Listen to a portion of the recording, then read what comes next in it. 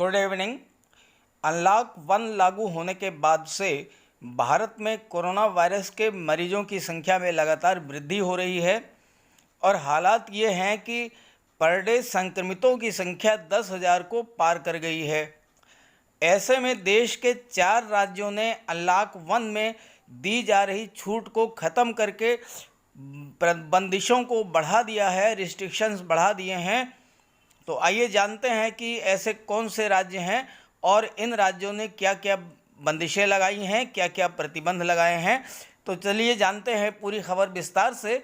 लेकिन अगर आप मेरे चैनल पर पहली बार आए हैं तो प्लीज़ सब्सक्राइब करके बेल आइकन जरूर प्रेस कर दीजिएगा और साथ ही साथ इस वीडियो को ज़्यादा से ज़्यादा शेयर भी कर दीजिएगा ताकि सभी को इसकी जानकारी हो जाए।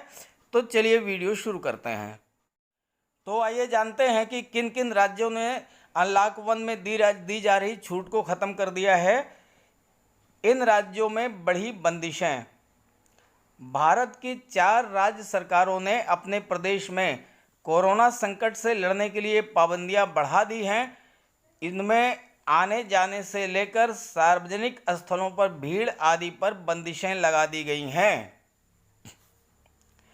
पंजाब में छुट्टी के दिन लॉकडाउन का पालन और दिल्ली से आने वालों पर प्रतिबंध।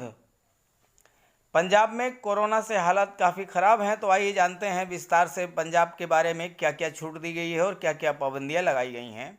तो बताया जा रहा है कि 2 महीने में कोरोना के मरीजों में इजाफा होने के बाद कैप्टन अमरिंदर सिंह की सरकार ने प्रदेश में दोबारा पाबंदियां लगा दी हैं। इसके तहत सरकार ने छुट्टियों व वीकेंड में लॉकडाउन को सख्ती से लागू करने के आदेश दिए हैं। छुट्टियों में और सैटरडेज़ को लॉकडाउन को सख्ती से लागू करने के आदेश दिए हैं। दिल्ली से आने वालों को पंजाब में एंट्री ना देने पर भी सरकार विचार कर रही है। कहीं भी आने जाने को लेकर सरकार ने मेडिकल स्टाफ और जरूरी सेवा से जुड़े लोगों को छोड़ करके सभी नागरिकों के लिए ई पास का इस्तेमाल ज़रूरी कर दिया है। यानी बगैर ई पास के कोई आवागमन नहीं कर सकता है। और ये पास कोवा यानी कोरोना वायरस अलर्ट ऐप से डाउनलोड किया जा सकता है। तो आइए अब बात कर लेते हैं अगले राज्य तमिलनाडु, जहां पर कोरोना के कारण स्थिति काफ़ी गंभीर हो रही है। तो तमिलनाडु की बात अगर करें तो चेन्नई में लॉकडाउन पर आज आ सकता है फैसला। दिल्ली के मरकज से निकला संक्रमित जमात सबसे ज़्यादा तमिलनाडु ही पहुंचा था, जिसके बाद से यहां कोरोना के कई मरीज मिले। हालात ये हैं कि तमिलनाडु में 25,000 से ज़्यादा संक्रमण के केस हैं, जिनमें 70% केवल चेन्नई में हैं। तमिलनाडु में 25,000 केसेज हैं और उसमें से 70% जो हैं केवल चेन्नई में हैं। ऐसे में मद्रास हाई कोर्ट ने सरकार को सलाह दी है कि चेन्नई में लॉकडाउन लागू कर दिया जाए।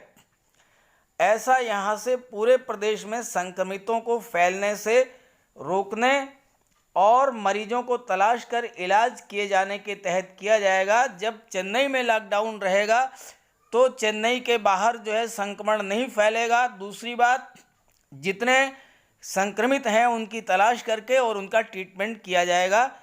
तो ये चेन्नई में लॉकडाउन लागू हो सकता है और सरकार कोर्ट को इस बारे में जवाब भी देगी। अब आइए बात करते हैं केरला की। केरला की बात करें तो केरला में सबरीमाला मंदिर को बंद कर दिया गया है।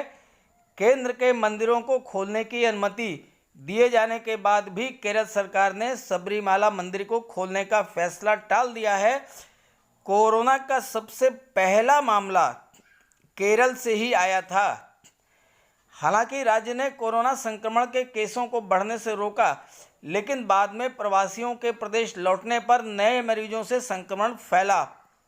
बता दें कि राज्य में अब तक कोरोना के 1238 मामले सामने आए हैं और इसमें से 18 लोगों की मौत हुई है। आइए अब बात करते हैं झारखंड राज्य की, जहां पर छूट को ख़त्म किया जा रहा है और बंदिशों को बढ़ाया जा रहा है। झारखंड में लॉकडाउन लागू। झारखंड सरकार ने भी राज्य में लॉकडाउन को सख्ती से लागू कर दिया है। यहाँ संक्रमितों की संख्या 1599 हो गई है। इसमें से 1311 प्रवासी मजदूर हैं। इसका मतलब है कि लोकल जो वहाँ के लोग हैं, स्थानीय लोग जो हैं, उनमें संक्रमण नहीं है। जो बाहर से गए हैं उन्हीं के कारण वहाँ पर संक्रमण है। तो राज्य में संक्रमण रोकने के लिए सख्ती से लॉकडाउन का पालन करने को कहा गया था। तो ये थी लेटेस्ट अपडेट। ऐसे ही नई नई जानकारियों के लिए, लेटेस्ट अपडेट्स के लिए आप मेरे साथ जुड़े रहिए। मेरे चैनल को सब्सक्राइब कर लीजिए और जैसे ही कोई नई अपडेट मिलती है तो मैं तत्काल आपको इन्फॉर्म करूँगा। Okay, thank you.